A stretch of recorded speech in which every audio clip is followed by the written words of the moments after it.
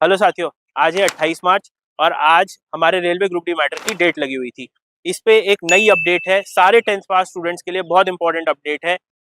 नमस्कार दोस्तों, आईटीआई वालों ने जो केस किया था हाई कोर्ट में उसका अपडेट आ गया है। आप सभी को बता दूं कि इसमें आईटीआई और नॉन आईटीआई दोनों ही छात्रों को बहुत ही बड़ा झटका लगा है। आपको यह झटका मैं बता रहा हूं, इसको झटका बताने का कारण यही है कि दोनों के पक्ष में कोई भी फैसला नहीं आया। साथियों, RRB group D 10th versus ITI के कोर्ट केस को लेकर आप बहुत सारे व्यक्तियों की वीडियो देख रहे हो। थंबनेल पर लग रहा है ग्रुप डी में 10th वाले हार गए। अब आप लोग उससे विचलित हो जा रहे हो, परेशान हो जा रहे हो। आप समझ नहीं रहे कि आपको मानसिक तनाव देने के लिए पहली बात सुनिए, कोर्ट में कहीं भी जज ने कहीं भी नहीं कहा जज साहब ने कि भाई ग्रुप डी में 10th नहीं होनी चाहिए। उन्होंने कहा कि भाई प्रोसेस है, उस प्रोसेस को आप बता दीजिए। दूसरी बात, हम लोग खुद पार्टी बनने, हमारे अच्छे वकीलों ने कहा कि भाई देखिए, जब से सीएन आया असली रूल ऑफ गेम तो तब से शुरू हुआ। वो आया 22 जनवरी को, चेंज 2 जनवरी को हुई है, तो कोई दिक्कत नहीं होनी चाहिए। दिसंबर वाला कोई मैटर नहीं है। तभी तो एक पक्ष सुना गया। रेलवे का जो वकील साहब थे वो प्रिपेयर नहीं थे, हमारे वकील साहब भी अच्छे प्रिपेयर होकर जाएंगे। तो आप परेशान क्यों हो रहे हो? रेलवे आपके साथ है, वो दोबारा प्रोसेस शुरू कर देगा। बट ग्रुप डी में 10th वाले जितने भी आप सभी लोग एग्जाम दोगे, बिना किसी वीडियो के, बिना किसी टेंशन के, आप निश्चित होकर पढ़ाई कीजिए। समझे? मत आप परेशान होइए, मत हमें कीजिए। हम भी फोकस कर रहे हैं 28 तारीख पे केस पर। आप अपनी पढ़ाई पर फोकस कीजिए। आप ग्रुप डी में 10th से एग्जाम देंगे इस भर्ती में, आप ये कहीं भी नोट कर लीजिए। ठीक है भैया, थैंक यू, जय हिंद। जबकि हाई कोर्ट ने बोला था कि 28 मार्च को जो भी डिसीजन आना होगा फाइनली आ जाएगा। हेलो साथियों, आज है 28 मार्च और आज हमारे रेलवे ग्रुप डी मैटर की डेट लगी हुई थी। इस पे एक नई अपडेट है, सारे 10th पास स्टूडेंट्स के लिए बहुत इंपॉर्टेंट अपडेट है कि अब इसकी अगली डेट 26 मई की लगी है। कहने का मतलब है केस को इतना इंपॉर्टेंट भी नहीं माना गया कि उसकी डेट आसपास की लगाई जाए। अब अगली डेट लगी है 26 मई की। सब लोग अपनी तैयारी बिल्कुल वैसे ही रखे जैसी चल रही थी। दूर दूर तक कुछ दिमाग में लाने की जरूरत नहीं है। हम लोग इस केस में बहुत स्ट्रांग है, कहीं कोई दिक्कत नहीं है।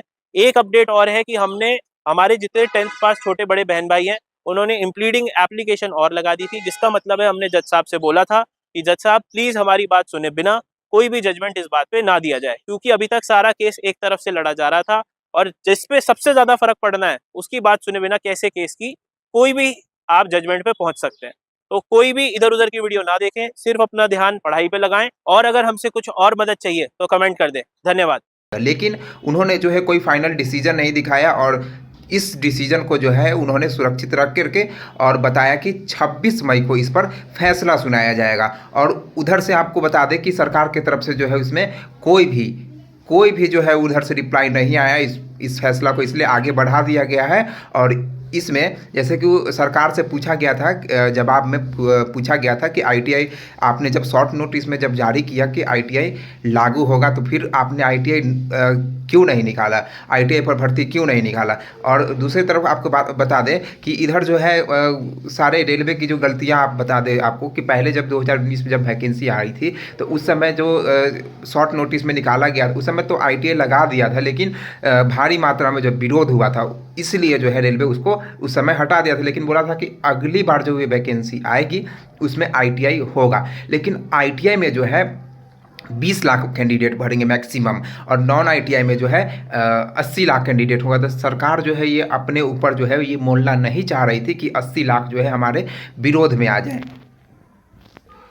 अब तो यह कहना भी इम्पॉसिबल हो गया है कि 26 मई को भी जो रिजल्ट आएंगे, मतलब 26 मई को जो भी परिणाम इसके निकलेंगे वो आईटीआई वालों के फेवर में निकलेगा, ये नॉन आईटीआई वालों के फेवर में निकलेगा। हमने सबसे पहले आपको बताया था कि इसमें बहुत सारे टीचर हैं, जैसे कि आपको हम नाम नहीं बताएंगे लेकिन उसका वीडियो आपको दिखाते हैं। देखिए आप वीडियो। आईटीआई वालों, आपके सहयोग की जरूरत पड़ेगी, ठीक है। ये मामला है, उन सब चीजों पर हम लोग बात करने वाले हैं। ये वीडियो आईटीआई वालों के लिए ही है, बाकी दूसरों के लिए नहीं है, ध्यान से समझिएगा। सबको पता है क्या मामला है। आईटीआई अनिवार्य होना चाहिए था, जो कि नहीं हुआ। ये आईटीआई वालों के लिए गलत हुआ उनके साथ, जो कि नहीं होना चाहिए था। हम आईटीआई वालों के साथ हैं।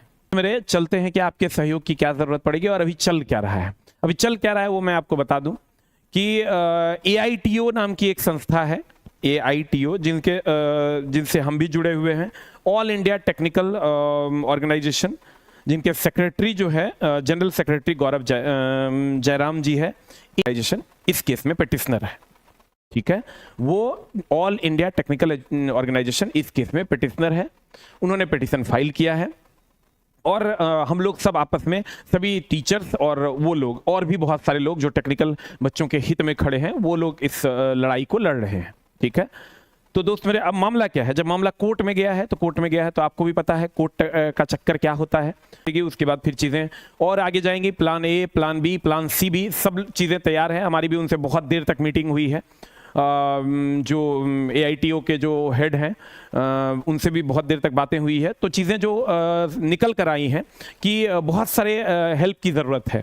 कुछ हेल्प वो लोग करेंगे, कुछ हेल्प हम लोग करेंगे, कुछ हेल्प आप लोगों को करना है। तब जाके इस लड़ाई को आप सही मुकाम तक पहुंचा सकते हो और तब आप अपनी चीज़ों को सामने ला सकते हो और आपके हित में चीज़ें आएंगी। आप कहिएगा सर क्या कैसे होगा, हम लोगों के हित में चीज़ें कैसे आएंगी? तो मैं बता दूं दोस्त मेरे कि सबसे पहला तो ये जो केस फाइल हुआ है वहां पर और उससे रिलेटेड संस्थानों पर हम लोगों को तक अपनी बातों को पहुंचाना होगा। उसके लिए चाहे वो ईमेल का माध्यम हो, चाहे वो अन्य कोई माध्यम। इन टीचरों ने भी जो है आपको जो है ITI नॉन ITI करके जो है भड़काया है, उस्काया है, जिस पर रेलवे ने बोला था कुछ टीचर जो है स्टूडेंट को जो है भड़का रहे हैं। आप सुने भी।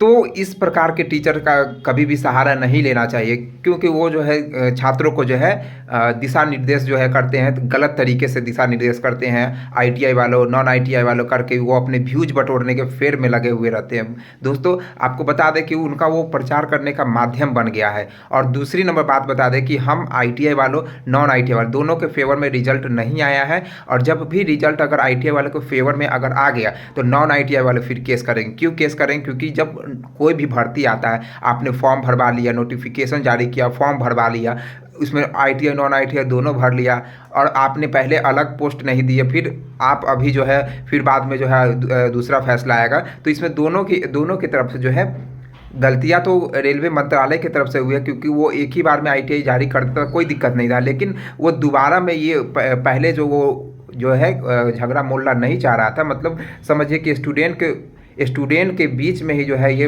विवादित करना चाह रहा था कि ITI वाले तो ज़्यादा हैं, तो उनका तो सपोर्ट मेरे तरफ ज़्यादा रहेगा, इसलिए हमारी जीत हो जाएगी, कैसे भी जीत होगी। लेकिन ऐसा जो है हम बताते हैं आपको कि ITI जो किए हैं उसको अलग पोस्ट देना चाहिए था और नॉन ITI जो किए उसको नॉन टेक्निकल वाला पोस्ट देना चाहिए था, ठीक है। लेकिन ऐसा रेलवे ने नहीं किया और हम सभी छात्रों को जो है कह दे तो ये दुविधास्पद, इसको बताना भी पॉसिबल नहीं है कि अगर मान के चलिए कि कोई परिवार में जो है दो बेटे हैं, किसी परिवार के मान के चलिए कि 2 बेटे हैं, तो एक बेटा ITI किए हुए हैं, एक बेटा नॉन ITI किए हुए हैं, तो उसको कैसे फैसला सुनाया जाए कि एक बेटा को जो कह दे कि जो तुम फॉर्म भरो और एक बेटा को जो है फॉर्म नहीं भरो। तो बात आपको समझना होगा, क्योंकि हम पहले ही रेलवे मंत्रालय को इस पर जारी करना चाहिए था कि ITI लागू, इस पोस्ट पर ITI लागू होगा, इसमें विवाद भी नहीं होता और इस पोस्ट पर जो है ITI लागू नहीं होगा। बाकी आप सभी किन टीचर का सपोर्ट करते हैं, किन टीचर से आप पढ़ते हैं,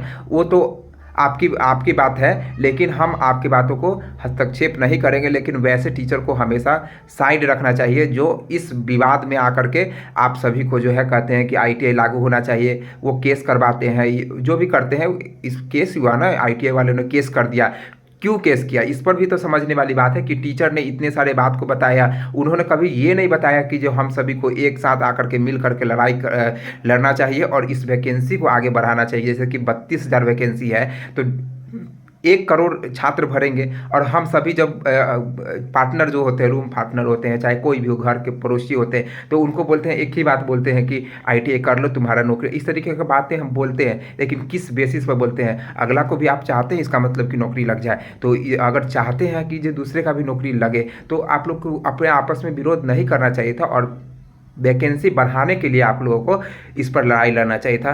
बाकी आप सभी का क्या राय है कमेंट सेक्शन में ज़रूर रखिएगा। अगर हमारी बात अगर रेल मिनिस्टर तक अगर पहुंच रही होगी तो इस मतलब उनको जो है ITI वालों को और नॉन ITI वालों को दोनों को एक साथ मतलब नहीं करके और अलग अलग पोस्ट कर देते तो बहुत ही अच्छा होता। तब तक के लिए अपने वीडियो को समाप्त करते हैं, मिलते हैं अगले वीडियो में। वीडियो अच्छा लगेगा तो लाइक, शेयर एंड सब्सक्राइब जरूर कर दीजिएगा। जय हिंद।